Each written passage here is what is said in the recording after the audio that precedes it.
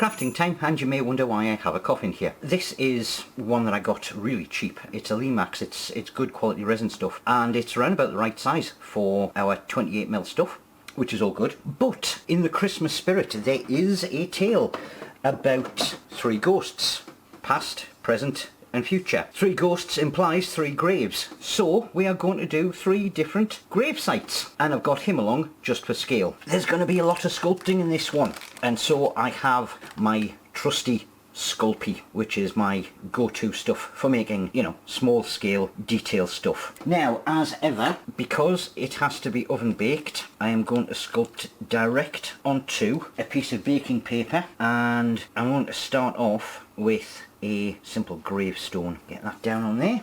And most of the sculpting is going to be done with a craft knife, but I am going to extend the blade out a reasonable amount, and I have water here because Sculpey does tend to stick to stuff something demented. So I'll just use the back of it to flatten it out, cut on the bottom, cut up the side. You see what I mean about it sticking? And some of the sort of rough bits we will sand off later on, and then I just want to sort that out into a reasonably done arch at the top, and then using a sharp point, let's get the obligatory lettering in there and a symbol. Alright, and then that gets slid onto a tray ready for baking. While I remember, I'm also going to do a rough mound. Now I could have built this up basically using, you know, any material, card, foam, hot glue, anything like that, but because I've got the Sculpey out, I thought, why not? And I'll just smooth that down at the edges, and then that goes on the plate to be baked. Another piece, and we'll make this one pretty much square. Smooth down the top, trim it down, and now I am going to chip a bit off the top like that, and I've got a nice rough stone, and I'm going to press it in just to give it a nice roughness on there, and that goes on for baking. Now this one is going to be a multi-part one, and the first thing I want is a wide base, and I want it with an amount of thickness because this is going to be quite a, well, sort of a more grandiose one. Pop you on there, try not to stab me on finger, trim, and that's ready to bake. Now what I've realised is that I need some posts. Let me use that. I'm not sure how much of it I need, but that should be ample enough. Press it down a bit to get it to adhere, smooth it to flatten it, and once they're baked I can cut them down to the right size that I need. Now the next thing I need to do is make a tool. So ice lolly stick, or crafting stick, whatever you want to call it, and I am going to cut the end off it like that, and then just sand it down so it's nice and flat. I want to put an indent into it, and I'm not going to do it in the middle, I'm going to do it closer to one edge. The reason for that is because I want some overhang on what is going to be the top part so that it can run along a guide edge. I am just going to make a wee notch, or the starter one, and you can make this indent basically any shape you want if you've got a set of needle files. I am just going to make this one sort of like a triangle shape, come out more rounded. Oh well, okay, but you get the idea. And I'll just use the sandpaper to neaten that up, and then we are ready to use this on some clay. I brought this piece back because we're going to get the sizing off this. The next piece we're going to make is going to be essentially a top or lid for that. So I want it a bit wider and a bit fatter. That's about enough. I'm just drawing those out so that I've got a decent amount of mark that I can cut to when I get the clay laid out. Right, press that down, cut, and then we get our tool and we lay the blade just a fraction away from the edge and use that to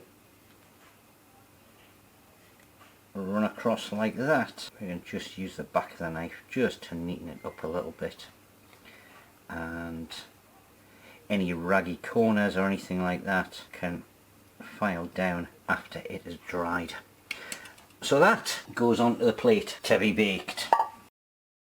Very last one, and I want quite a fat grave marker. Get that on there, cut, side, side, smooth. And then this one, I want to have a little bit of shape to it, so I will go there, and I will go there, and I will just take that excess off there, and there, and there. Basically all I'm doing is just nibbling it down, because I want that to eventually turn out to be round, and then just use the knife to smooth it. I could probably, you know, just file it down after it's been baked, but the more I get done now, the better it is. And that is pretty much what I was after. And this lot can all now go off into the oven to bake.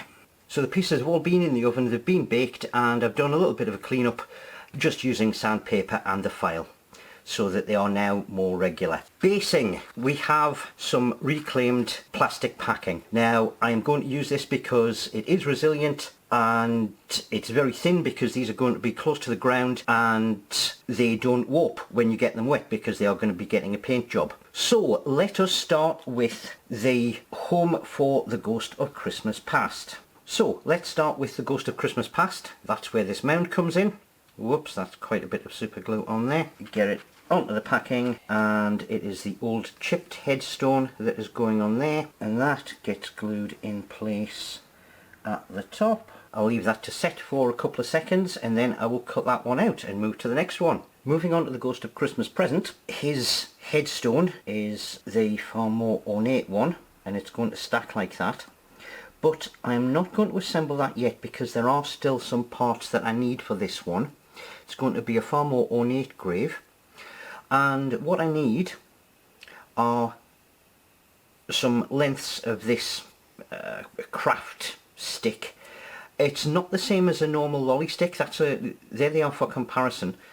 So it's longer and thinner, because I just want a small upright wall, and I need 6 sections, and I need each section to be round about the same size as the long end of that bottom plinth. So I will get those cut off camera and cut these into the uprights that would join them, and then I'll show you assembling. Right, here goes with assembly time. Let's hope it works. First thing I'm going to do is and one thing I have done, because there is a large amount of glue sticking to this, I have roughed up the surface of that reclaimed plastic. First thing, let us get the base plate for the grave in place, because that is the cornerstone around which everything else gets built. Okay, then I want one of my uprights, and I'll put some glue along there, and that drops into place there, and then an upright on that side and one on that side. I'll line along like that for the next one of these. We're only just going to have space for this. Yeah, I would have preferred to have had a wee bit more of an overhang, but I can live with it. Right, and now we start assembling the rest of the headstone, and that goes on like that, and that goes on like that. On to the last one, Ghost of Christmas Future, and for that we're going to have an open gravesite. It hasn't been filled yet because it's a future burial. For that I need to build it up slightly, and all I'm doing is using some thin cosplay foam, and I will cut a square out of the centre for the gravesite, and then we will apply it to the backing base, and I'll show you what is going to happen with it. I want to mark out approximately the size of the casket. Cut that insert out. So what is going to happen is that is going to be the gravesite, the gravestone is going to be there, and this is going to be amount of earth. But what I do need to do is shape this around and shave down the edges a little bit so that it's not quite so upright. Alright, just like that. Give this a wee bit of a rough up.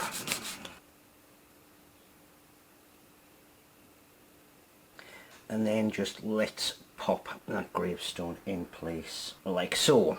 Now the easiest way to pile up a bank of dirt is to just fire up the hot glue gun and quickly build up a bit of a layer. And I'll give that a few minutes to set, and then I will do the very last piece of addition to this one before all three can go off for an undercoat. Now the last thing I'm going to do on this one is put some dirt cover on there, but because I'm going to be gluing directly onto hot glue, I'm going to use the trick that I've shown you, which is a spritz of hairspray just to help the adherence. But I have covered over that hole because I don't want any of it in there. I am using neat PVA this time because I don't want it running too far off kilter, and I am just putting a line around that lip, and I'm trying not to go onto the area where the plastic is, and then a larger brush just to slap a decent amount around on that side, making sure we have completely covered that hot glue. And this is straight sand, give it a good coat. They've all had their undercoat, and I am now starting to prepare them for getting the ground cover on, and as ever that means a quick coat of brown over the whole lot. Now what I am going to do is just be very careful in going up against any of the stone area. There is going to be flock going on top of this, so I could potentially build it up a little bit, but I would prefer to be careful and not cause myself too much in the way of grief and hassle later on down the track with having to do touch-ups and things like that. So I will crack on and get these painted and let them dry, and there's a little bit more painting to be done on, well, all of them need a dry brush of grey on the stonework, and this one needs some special attention. Oh yeah, I should point out that I did add a little bit of a lip because it wouldn't have looked right otherwise. That was just by adding another little piece of plastic on the front. However, it is now time for some painting, and I want that hole to be black, and I may need to get a couple of coats on there just to make it look sensible because I'm going for a flat black. And I am also using the brush to go up onto the edges because I do want those edges to be black as well. I will also use a very watery mix to go over this earth pile at the side here, and I do want some of the brown to show through because it is earth which has obviously been freshly dug. I'll let that one dry for a second, and I'm swapping to a grey. This is going to be a dry brush over all of the stones, and then this big one, and I am just doing this with basically a very rough and quick paint job because obviously I'm under the time pressure of doing Vlogmas, so I can't hang about on individual pieces. But obviously when you get round to doing it, you have the option of painting in this stone in whichever manner suits you. Right, I'm happy with the state of those. It is time for those to have a little bit of a dry, certainly this one, and then we'll put some flock on. The paint on everything else is already dried apart from that watered down black that we put on, but there are two separate ground covers, so I may as well on this one get it out of the way. And yes, I have used my usual watered down PVA and detergent mix, and I'm going to get a decent amount in there all the way up to the edges. Just really dope it in there like that. And this is a mix of different coloured railway ballast gravel. It's the kind of stuff that you put sort of like on the tracks, and we are going to use that on the inside of there and then move it around and give it a good press down, and we'll let that dry off. Hopefully in round about the same time as it takes for the black to dry, and then we'll get on to flocking everything, which is the final stage.